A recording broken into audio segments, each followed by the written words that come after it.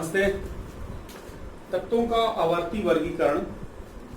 इस चैप्टर पे देखिए हम लोगों ने मेंडलीव की आवर्त सारणी, उस आवर्त सारणी के गुण और दोष, फिर उन दोषों के आधार पर उन दोषों को दूर करने के लिए संशोधित या आधुनिक आवर्त सारणी तैयार की गई थी। उसके गुण दोष इनको हमने अध्ययन कर लिया था। साथ ही साथ हमने ये भी देखा था कि जो आधुनिक आवर्त सारणी है उसमें कुछ विशेष बातें पाई गई थी, जैसे कि या फिर कह सकते हैं कि कुछ विशेष शब्दावली का प्रयोग किया गया था, जो कि प्रारूपिक तत्व, ठीक है, और कह सकते हैं आप फर्स्ट और सेकंड में या सेकंड और थर्ड समूह के तत्वों के बीच में संबंध पाया गया था, जिसको कि तिर्यक संबंध कहते हैं। तो इन चीजों का भी हमने अध्ययन किया था। लेकिन अभी हम बात करें तो आधुनिक या संशोधित आवर्त सारणी में भी कुछ दोष विद्यमान हैं, जो कि हमने पीछे चर्चा की हुई है कि हाइड्रोजन का स्थान उसमें विवादित है। लैंथेनाइड एक्टिनाइड तत्वों के लिए उसमें स्थान प्रॉपर वे में नहीं दिया गया है। फर्स्ट ए और बी समूह वाले तत्वों को स्थान नहीं दिया गया है।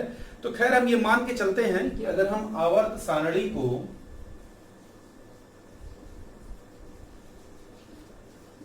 का सबसे पहला भाग जो कि है मेंडलीव, आप एग्जाम के पॉइंट ऑफ व्यू से भी समझते चलिएगा मेंडलीव, तो इसमें आपको मेंडलीव का आवर्त नियम याद होना चाहिए।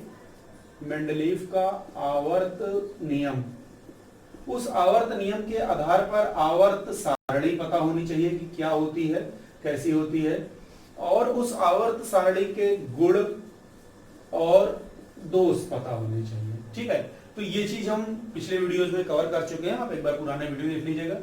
मेंडलीव की आवर्त सारणी में जब दोष मिल गया तो हमने फिर संशोधित या फिर इसी को आधुनिक आवर्त सारणी कहते हैं, संशोधित आवर्त सारणी की बात की थी। पहले संशोधित आवर्त नियम ये पूछा जाता है, ये आपको पता होना चाहिए। संशोधित आवर्त नियम के आधार पर जो सारणी तैयार की गई उसे संशोधित या आधुनिक आवर्त सारणी कहते हैं, ये आपको पता होगी। फिर उसके बाद हमने इसके गुण दोष इनका अध्ययन किया था, और इसमें कुछ शब्दावली आई थी, जैसे कि प्रारूपिक तत्व, नॉर्मल तत्व, संक्रमण तत्व, इन सब पर हमने डिटेल में पिछला वीडियो या चर्चा की हुई है, तो आप वहां से देख लीजिएगा। आंतरिक संक्रमण तत्व, और अगर नहीं समझ में आता है तो बता दीजिएगा, मैं एक बार वीडियो दोबारा दे दूंगा आपको, कोई ऐसी बड़ी बात नहीं है। आंतरिक संक्रमण तत्व, ठीक है, प्रारूपिक तत्व को ही निरूपक तत्व भी कहते हैं। सेतु तत्व, तो इस तरह से ये कुछ विशेष इससे संबंधित बातें थी, इनको भी हमने अध्ययन किया हुआ था। अब हम ये मान के चलते हैं कि संशोधित या आधुनिक वाली आवर्त सारणी भी, और यहां पर हमने एक चीज और देखी थी कि एस, पी, डी और एफ ब्लॉक के तत्व। हालांकि ये जो एस, पी, डी और एफ ब्लॉक के तत्व है वो इस संशोधित आवर्त सारणी के अंतर्गत इसको न रखा जाए तो ज्यादा बेटर होगा। ये जो S, P, D, F block के तत्व है इनको रखना चाहिए दीर्घाकार आवर्त सारणी में। तो जो तीसरे प्रकार की आवर्त सारणी है वह है दीर्घाकार आवर्त सारणी। ठीक है, अब ये दीर्घाकार आवर्त सारणी क्या है, आइए आज हम लोग इसी पर चर्चा करेंगे, और इसी के बारे में आपको थोड़ा सा शॉर्ट में बताऊंगा। ये मैंने पीछे की समरी आपको दी कि कई छोटे छोटे वीडियोस में मैंने दिया था, उसको एक साथ समराइज करना था, उसको भी समझना था, तो इसलिए मैंने और बुक्स से भी दिया था, तो आपको यहां से आइडिया क्लियर हो गया होगा कि इस सीक्वेंस में चैप्टर चला है अपना। आइए आगे बढ़ते हैं। हम बात करेंगे दीर्घाकार आवर्त सारणी की। देखिए सबसे पहले परमाणु भार आया। ये कैसे आया? तत्वों के भौतिक और रासायनिक गुण उनके परमाणु भारों के आवर्ती फलन होते हैं, ये मेंडलीव का आवर्त नियम है। और जो तत्वों के भौतिक और रासायनिक गुण है इस परमाणु भार के आवर्ती फलन है, तो इट मींस की पहली आवर्त सारणी जो तैयार की गई वो परमाणु भार के आधार पर तैयार की गई। हालांकि उस आवर्त सारणी में कुछ कमियां पाई गई, और जब कमियां पाई गई तो उन कमियों को, उन दोषों को दूर किया गया, और दोषों को दूर करने के लिए संशोधित आवर्त नियम आया, जो कि कुछ इस प्रकार से था। तत्वों के भौतिक और रासायनिक गुण उनके परमाणु क्रमांकों के आवर्ती फलन होते हैं। तो परमाणु भार के बाद आया परमाणु क्रमांक। परमाणु भार के आधार पर जो आवर्त सारणी बनी वो थी, आप ऐसे कह सकते हैं, मेंडलीव की मूल आवर्त सारणी। मेंडलीव की मूल आवर्त सारणी, परमाणु क्रमांक के आधार पर जो सारणी बनी वो थी, आप कह दीजिए, संशोधित आवर्त सारणी। संशोधित आवर्त सारणी। ठीक, अब देखिए, भार हो गया, क्रमांक हो गया, लेकिन अभी दोनों ही प्रकार की आवर्त सारणी में दोष विद्यमान है। इस बीच में तत्वों के एसपीडीएफ वाले इलेक्ट्रॉनिक विन्यास पाए गए और फिर उसके बाद बोरबरी आदि ने इलेक्ट्रॉनिक विन्यास,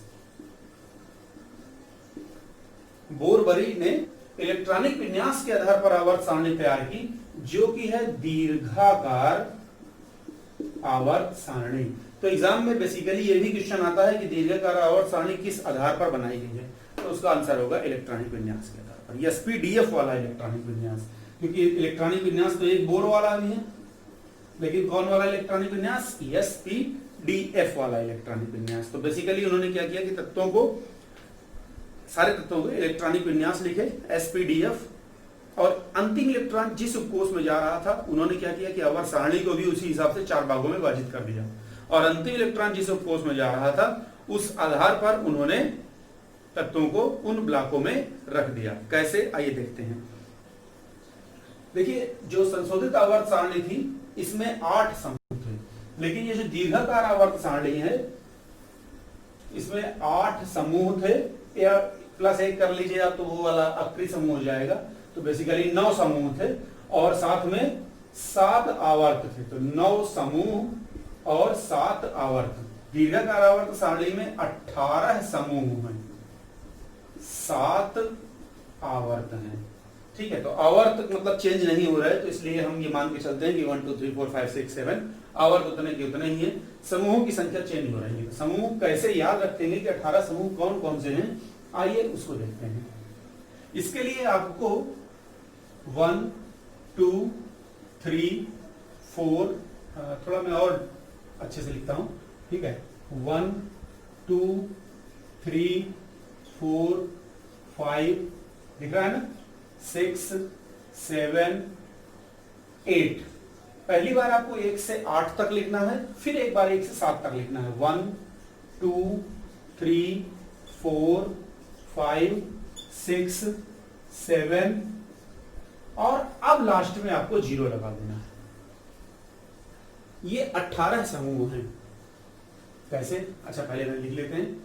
शुरू में 1 और 2 के बाद में आप ए लगाइए, तीसरे से बी स्टार्ट हो जाएगा, बी बी बी बी, 8वें में ए बी नहीं लगाना है, फिर 1 में भी बी और 2 में भी बी। तो ये बी वाला कोटा पूरा हो गया, अब जो बचे वो ए वाले हैं, फिर से ए ए ए ए और ए। तो ये ए बी वाला कॉन्सेप्ट याद रखिएगा। गिनिए जरा 18 हो रहे हैं कि नहीं। 1 2 3 4 5 6 7 8 9 10 11 12 13 14 15 16 मैंने तो ये 18 बताया ना। जी हाँ, ये 18 ही समूह है। ये जो 8वां वाला समूह है बेसिकली इसे 3 भागों में विभाजित किया गया है। तो अब कितने हो गए? 16 3 19। गणित खराब है तुम्हारी। 16 3, ठीक है, ऐसे समझिए कि ये हट गया, कितने बचे? 15। अब इसकी जगह 3 आ गए, 15 3 18। तो इस तरह से ये 18 समूह पाए गए। अब देखो यहीं पर मैं आपको एसपीडीएफ वाला भी बता देता हूं।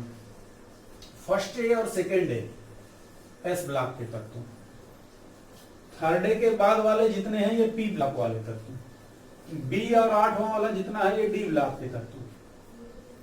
तो ये एसपीडी हो गया, एफ कहां रह गया? लैंथेनाइड और एक्टिनाइड के लिए, लैंथेनाइड और एक्टिनाइड के लिए अलग से स्थान दिया गया है और ये तत्व कहलाते हैं एफ ब्लॉक के तत्व। तो इस तरह से दीर्घाकार आवर्त सारणी को एसपीडीएफ ब्लॉक में बांटा जा सकता है। तो उम्मीद है आपको ये इतना पोर्शन समझ में आया होगा। अब आपके लिए होमवर्क है कि आप एक बार पुरानी वाली आवर्त सारणी पढ़िए, ठीक है, यानी कि मेंडलीफ वाली, फिर पढ़िए संशोधित वाली, उसके गुण दोष तैयार कीजिए, फिर आइए आप जाकर किस पर, दीर्घाकार पर। और दीर्घाकार का ये पूरा प्रोसेस एक बार किताब से पढ़ लीजिए, ताकि जब हम डिटेल में इसके गुण दोष और भी इससे संबंधित जो परिभाषाएं हैं, इसके और जो क्वालिटीज हैं, तत्वों में आवर्तता किस प्रकार से पाई जाती है, जब इसका अध्ययन करें तो आपको वो पहले से थोड़ा सा माइंड मेकअप रहे। तो ये आप इसको देखिए, नोट करिए और अपना सीक्वेंस तैयार करिए, यहाँ तक कि नोट्स कंप्लीट करिए। नमस्ते।